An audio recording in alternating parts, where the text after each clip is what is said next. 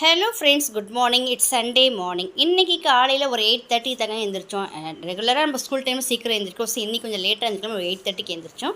எழுந்திரிச்சோன்னு நானும் பக்கத்தில் இருக்கிற ஃப்ரெஷ் மார்க்கெட் போயிட்டு கொத்தமல்லி, புதினா கொஞ்சம் தேவையானதெல்லாம் வாங்கிட்டு வந்துட்டேன். பாப்பா வந்து பிரியாணி செஞ்சு ரொம்ப நாள் ஆச்சுமா, இன்றைக்கி பிரியாணி செய்யுமான்னு சொன்னால், ஸோ கொஞ்சம் டிஃப்ரெண்ட்டாக செய்யலாமேன்ட்டு கொஞ்சம் தொன்னை பிரியாணி தான் ரெடி பண்ணலான்னு இருக்கேன். நான் ஆல்ரெடி ஒரு டைம் தொன்னை பிரியாணி ரெடி பண்ணேன். பட் நல்ல சூப்பராக இருந்தது. எப்படி சொல்கிறது, செம்ம டேஸ்ட்டாக இருந்தது. நார்மலாக செய்யறது கூட இந்த மாதிரி தொன்னை பிரியாணிக்கு இந்த கொத்தமல்லி, புதினா, இஞ்சி பூண்டு பேஸ்ட் இதெல்லாம் சேர்த்து அரைச்சிட்டு செஞ்சோன்னு வைங்களேன், சூப்பராக பச்சை மிளகா இதெல்லாம் அரைச்சிடணும். ஸோ அதுக்காக தேவையானதெல்லாம் தக்காளியில் கட் பண்ணி வச்சுருக்கேன். இன்றைக்கி வந்து இஞ்சி பூண்டு பேஸ்ட்டு காலி ஆகிடுச்சு. ஸோ இஞ்சி பூண்டு பேஸ்ட்டும் நான் ரெடி பண்ணணும்.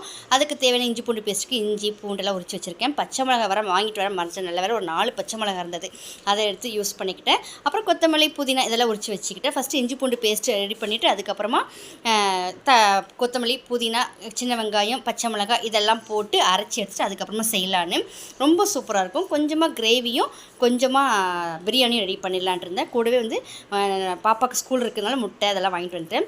ஸோ வந்தோடனே ஃபஸ்ட்டு வந்து ஒரு காஃபி போட்டு குடிச்சிட்டேங்க. ஏன்னு பார்த்தீங்கன்னா, வேலை செய்யறதுக்கு முன்னாடி ஒரு காஃபியோ டீயோ குடிச்சு கொஞ்சம் எனர்ஜியாக இருக்கும். அதனால் ஃபஸ்ட் ஒரு காஃபி போட்டு குடிச்சிட்டு அப்புறம் வேலை செய்யலான்னு இன்றைக்கி ஷார்ட் வீடியோவில் வந்து தொன்னை பிரியாணி வரும். பிடிச்சிருந்தா லைக் பண்ணுங்கள், ஷேர் பண்ணுங்கள், மறக்காமல் சப்ஸ்கிரைப் பண்ணி பாருங்கள். தேங்க்ஸ் ஃபார் வாட்சிங்.